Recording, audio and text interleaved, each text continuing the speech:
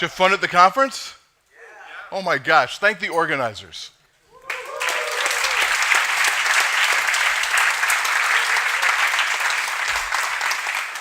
So a lot of people have been talking about concepts from math and how they inform what we do in our programming. And so I wanted to try to bridge these worlds a little bit, talk about how I came from one to the other and how they aren't so different.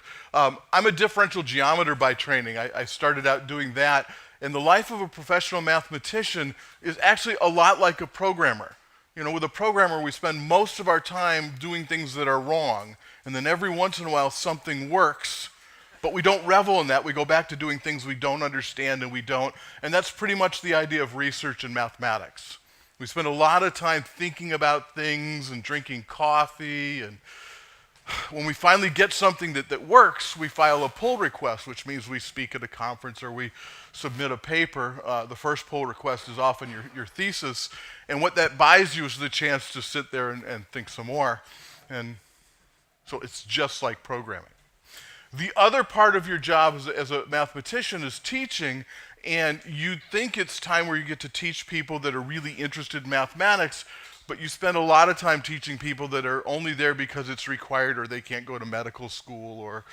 And so there's that student that raises their hand in the back and says, and just in case this isn't insulting enough, they usually go,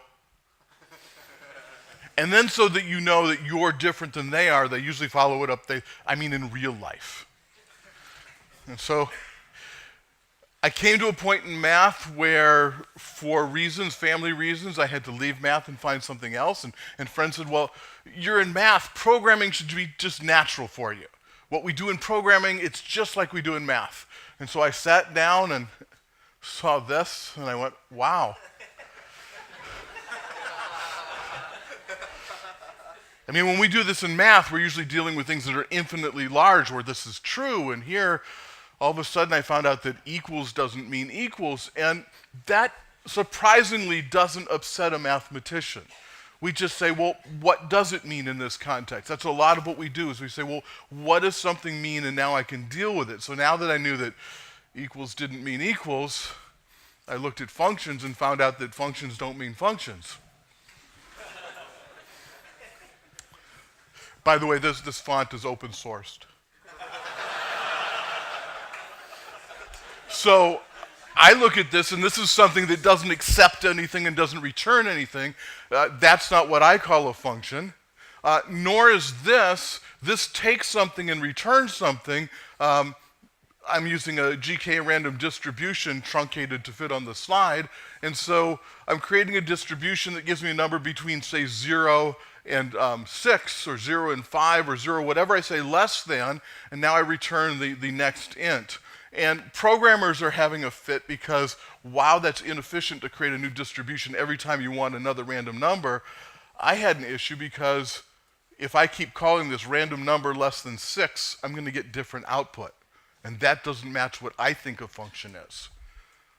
We have a really strong idea of what a function is in mathematics, and you might remember seeing something like this, so the hello world fails because there was no domain and no range. But the other part of this says, for every x in the domain, we expect to have a unique y in the range so that y is f of x, and the random number one fails that because I can feed it the same random number less than 6, less than 6, less than 6, and get different output. Again, you might think that would upset us. But it turns out we're simple people, us mathematicians. And all we really want to know are the rules. It's not because we're rigid, we're happy with different rules, but we want to know what is the game that we're playing right now. And once we understand the game that we're playing, we're fine. So I need a volunteer to play a game with me. And this is called Dan Meyer's Bet. And so I'm going to choose a number between 1 and 100, and I'm going to ask you to try to guess my number. So would someone like to try? Oh, it's the same volunteers every time, isn't it?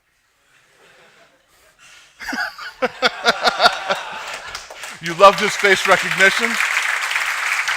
Does someone have a microphone for him? Do we have the microphone for him? So it's the usual rules that you expect. You've probably coded this at some point.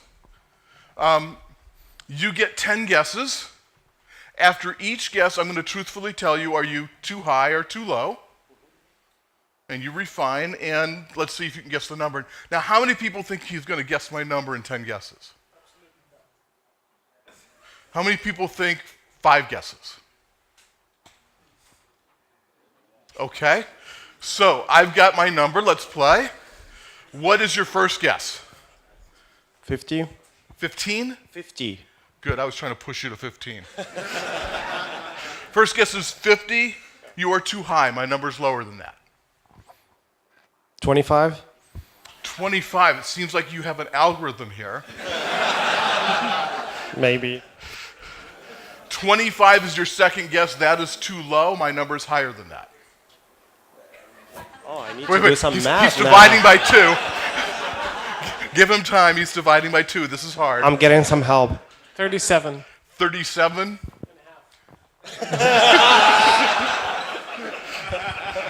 Which would you like, 37 or 37 and a half? 37 and a half. 37 and a half. That is the third guess. He has reached out for help. I'll never make it as a millionaire. He has reached out for help. You are now too high at 37 and a half. Your third guess is too high. Now you're dividing like with a quarter involved. Yeah. He's fast. 30.25, which doesn't make difference if it's 30.25. I'm unable to follow anymore. Chris, however, is doing this declaratively. Very imperative. So your number was 30.25. No longer am I looking at you. You're just holding the microphone. I'm looking at Chris. I'm doing the work. You're too low. The number's higher than that. Yeah, see? You can ask him now. 33. 33 is too high. That is your fifth guess. Can I ask a different question? No, no, that's not the rules of the game. Are you get to guess and I get to tell you. Why? Because I know the question you're going to ask. Yeah. I thought you would. Is it pi? Is it pi? The number? Well, then guess pi. Yeah. Pi would be around 3. Yeah. That is too low.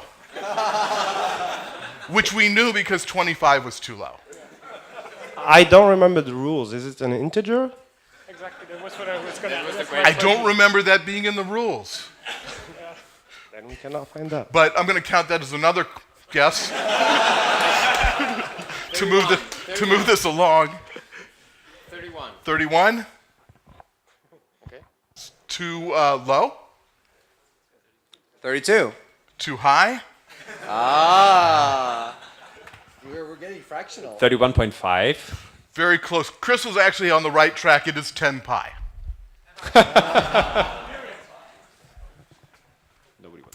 So this is something we deal with as programmers all the time. Thank them for guessing, please.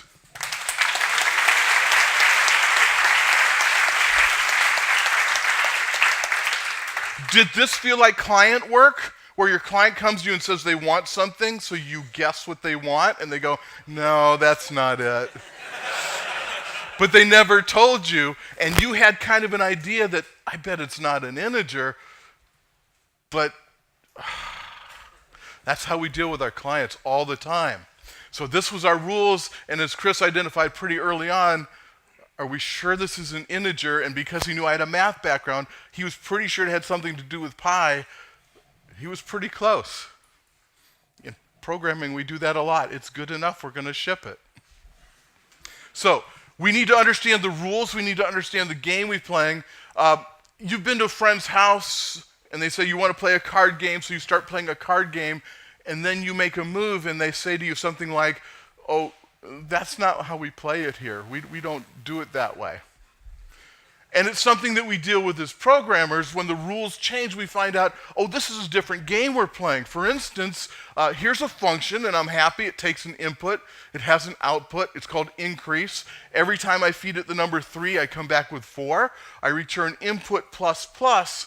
But then, of course, Swift 2 tells me, I'm sorry.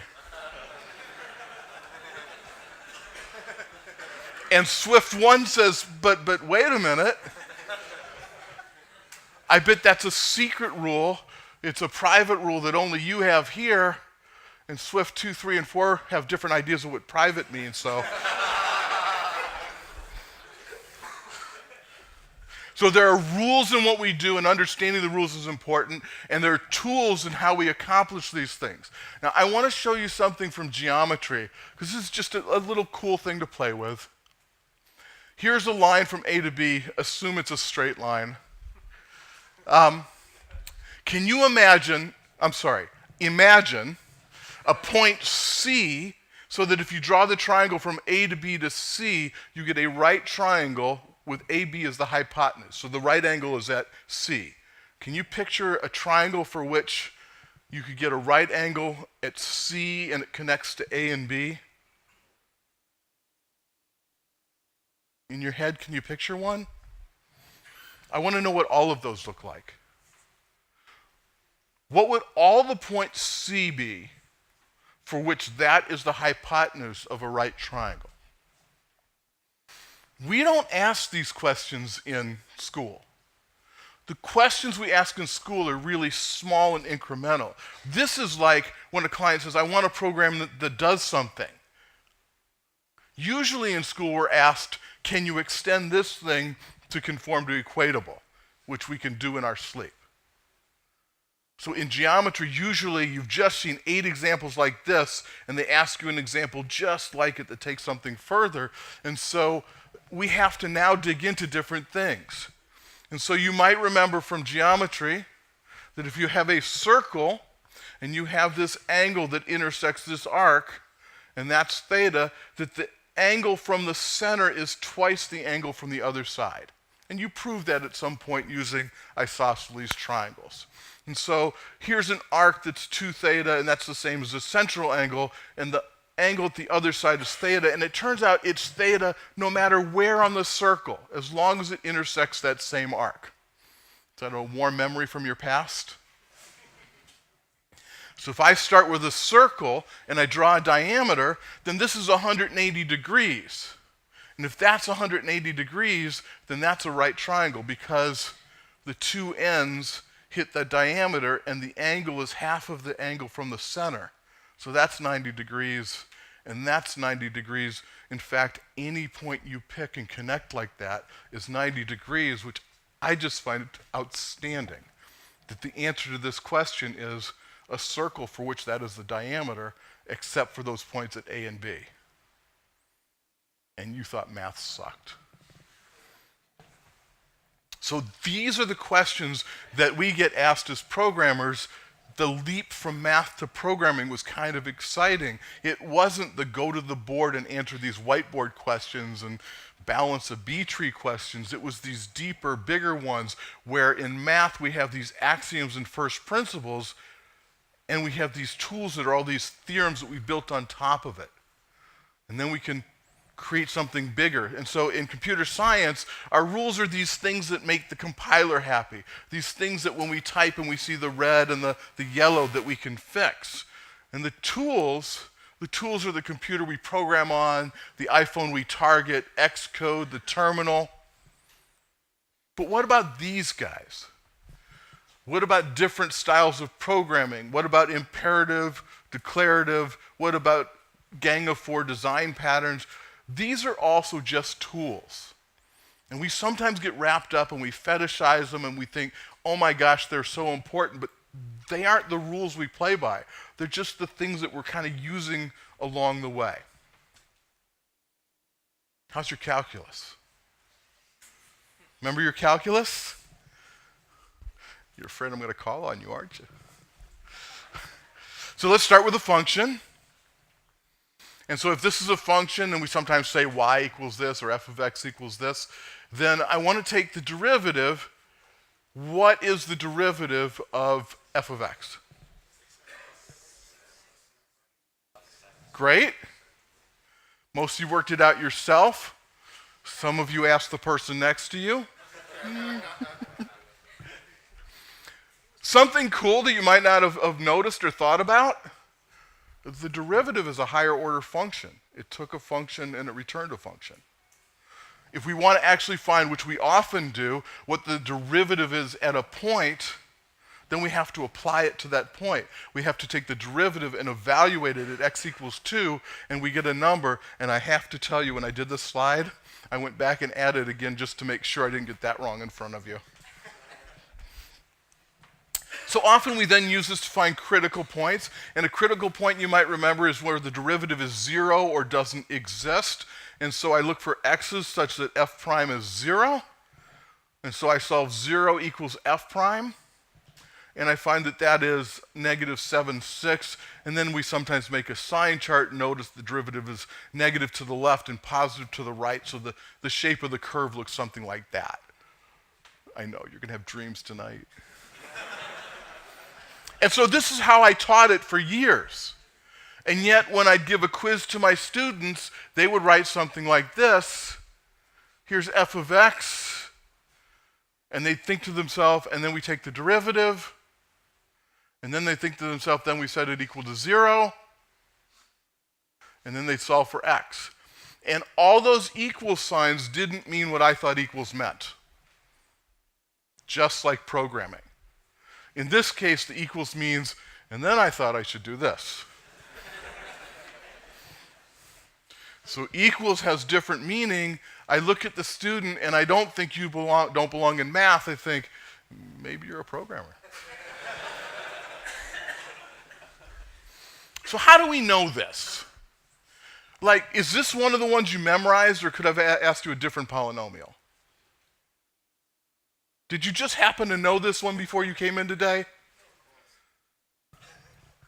So you use these patterns. You use these things that you knew, or you proved, or you saw proved, or watched on YouTube, I don't know. And you knew the derivative of x to a power was that power times x to the n minus 1. And you knew the derivative of a sum was the sum of the derivatives. And you knew that the constant, this derivative of a constant times a function, you could pull the constant out times the derivative of the function. And these were these three rules that you'd kind of internalized over time. And you were doing it so fast that when it was time to take this derivative, you could apply one of the rules and separate the sum, and apply the next rule and pull out the constant, and apply the last rule and do the x squared and the x to the 0. And you could take the derivative without even thinking, applying these rules, and you would do it so often, you didn't even know you were doing it anymore. You would kind of pipe them together. Sort of our map filter reduce. You just pipe them together and you just did it. And someone said, well, how'd you do that? I don't know. And so, at the end of a semester of learning calculus, you learned all these things, and they took you a long time to learn them. But at the end of the semester, you hadn't learned that much. And I don't mean that in an insulting way, because there's no value in learning how to take the derivative of this. You'd learned the bigger ideas. You'd learned the derivative of x to a power. You'd learned the derivative of sine. You'd learned the chain rule. You'd learned how to put these things together, and you no longer needed to hold on to the little details because you had the big ideas. And so as we get told, we should take a look at this framework or this style or that style, at some point it clicks, and it's not this massive stuff that we can't read with the dollar zeros, and it suddenly makes sense, and it compacts in our head, and now map sits somewhere in context for us, and we understand what this stuff means. Now, after you learned the derivative, you probably learned the integral. And the fundamental theorem of calculus says that they are inverse directions of each other, that the derivative of the integral and so on. And so there's the integral of x to the n, I know, plus a constant. The integral of a sum. These look really similar. And it turns out, in theory, if you look at all the things that you can take integrals of, there are a lot more things you can take integrals of in theory than you can take derivatives of. Right? If you have a corner, you can't take the derivative of that corner. If you have a discontinuity where the function jumps, you can't take a derivative there. It doesn't fit the definition. For an integral where you've got a jump, You just stop at that jump and figure out the area under the curve to the left and to the right, and you add them together. And so here's what mathematicians do. We look for edge cases. So you can deal with one jump. Could you deal with a jump at every point? What if you had this function? The function where the value is 0 if x is rational, and it's 1 if x is irrational. It jumps at every point between 0 and 1. Can you integrate that? And it turns out we can. Not using the integral that we teach in first semester calculus, but there's another integral called the Lebesgue integral that is a better tool. And using that, we can figure out that the area under this curve is 1. And it's what we do all the time when we run into these roadblocks. We look for these better tools. It's not that the old one was bad. It got us to a certain point. It's useful a lot. I mean, I heard the last talk very clearly say there are cases in which you want to choose the imperative choice, not the declarative choice. It depends on your constraints and what you're trying to accomplish. So in theory, there's more functions I can integrate than take the derivative of, and the reason I said in theory is it's different in practice. If you remember back to your freshman calculus, by the end of that first semester, any function you could write down, you could take the derivative of.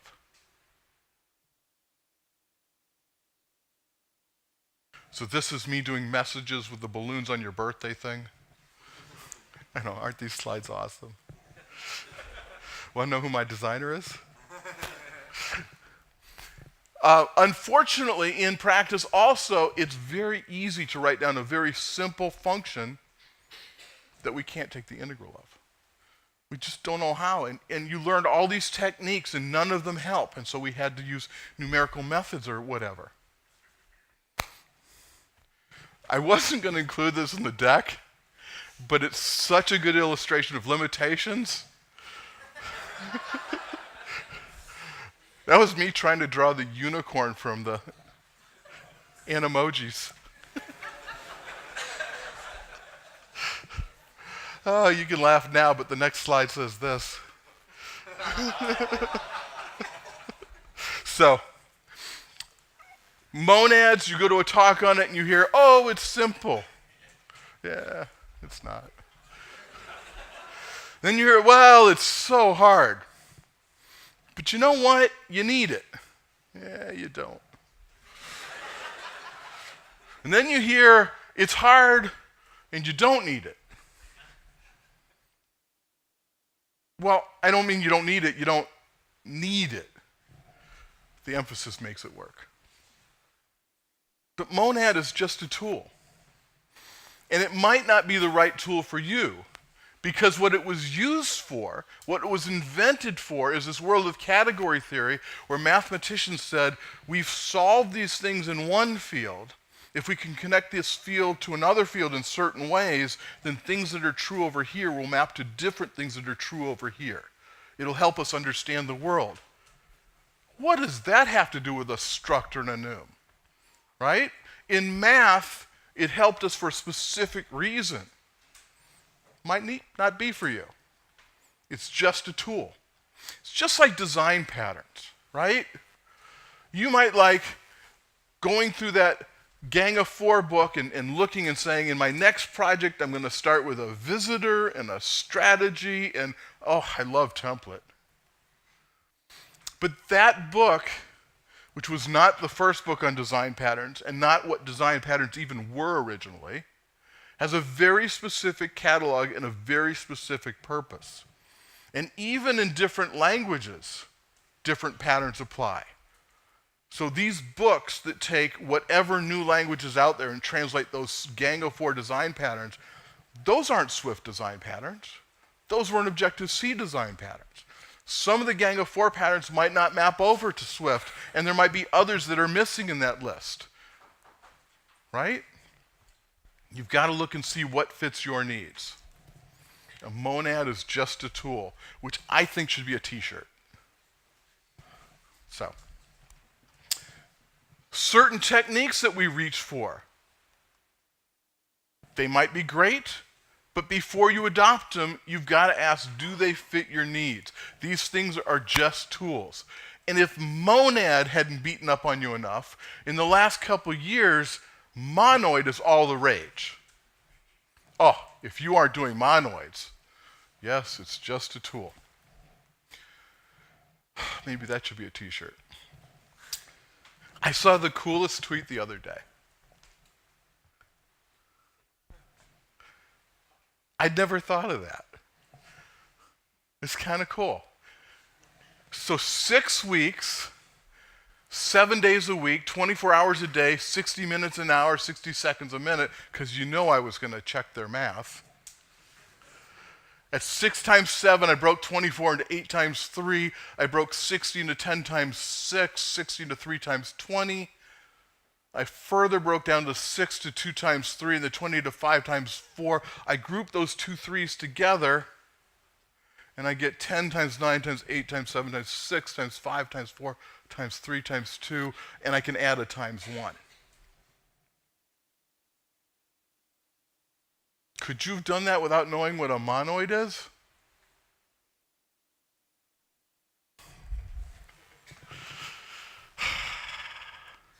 Let's start with semigroups. So semigroup has a set S, and it has a binary operation that takes two elements of that set and combines them to get another one.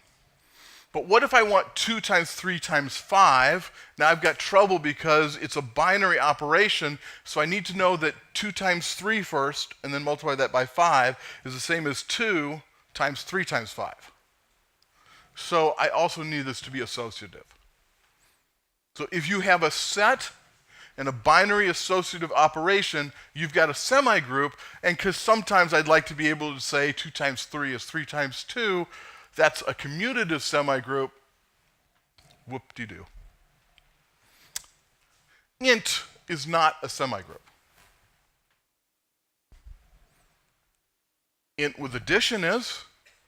Int with multiplication is. You can't just say something is a semigroup. You've got to say a set and an operation. It depends on both. Those are the rules. Because int with minus isn't. I'm not talking about commutative, but it's not even associative. Int with dividing isn't. Also not associative and also not closed. 3 divided by 2 isn't another int, unless you're a programmer. We need the set and the operation. So a semigroup is this guy.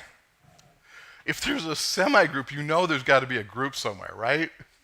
So what's a group? A group extends this idea.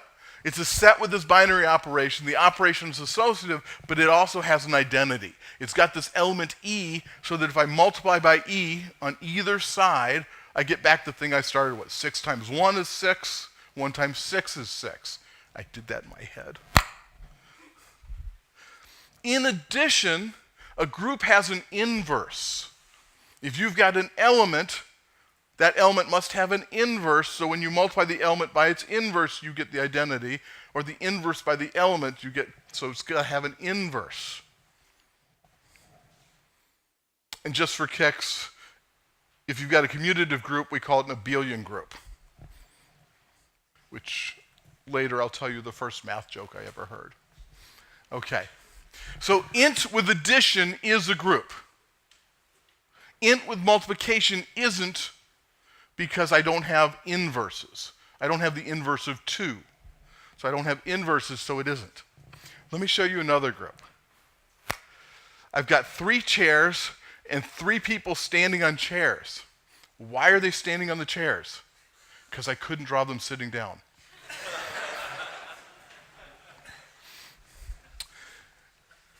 And so this brings up something called a permutation group. I'm going to switch things around.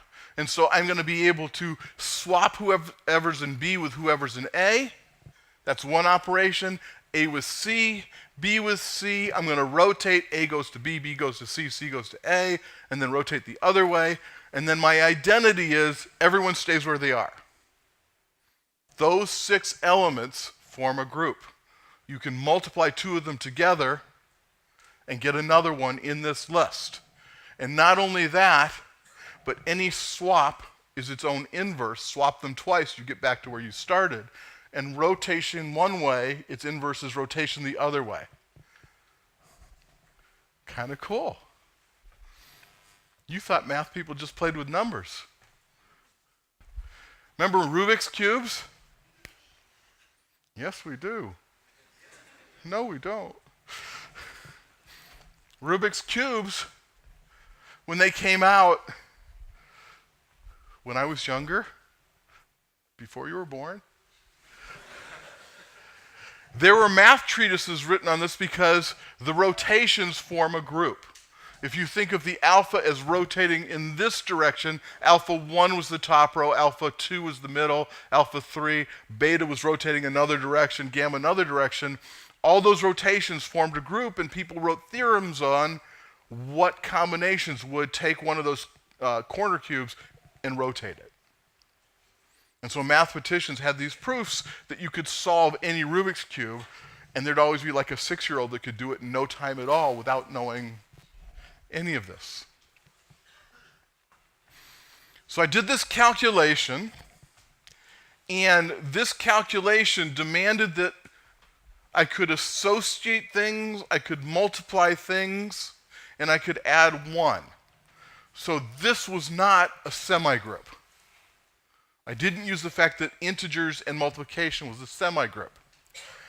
And we already said the integers with multiplication isn't a group because I don't have the inverse of 2. So there must be something in between. And that's what a monoid is. A monoid is just a group without the inverse, or it's a semigroup plus identity. A monoid is just a set with a binary operation that's associative, and it has an identity.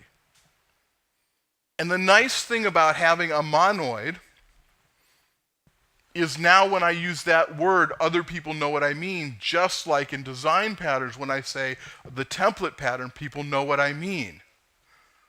Just like when we use the word map, we know what we mean. Now, at one point in design patterns, people got so excited that, as I said, they would start a project and say, oh, this time I'm going to use.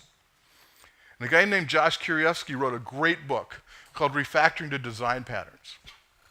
And he said, you don't start with a design pattern. You start coding. And at some point you go, you know what this would really benefit from if I use this to clean it up? And I think of when I first started cooking. Man, I liked gadgets. I liked gadgets for everything. I had like a garlic press, which is the dumbest thing in the world if you know how to use a knife. But when I was young, gadgets were just great. And now, I don't buy a gadget until I come to have a need for it, where my hands, where knives, where a good set of pots and pans won't do it for me.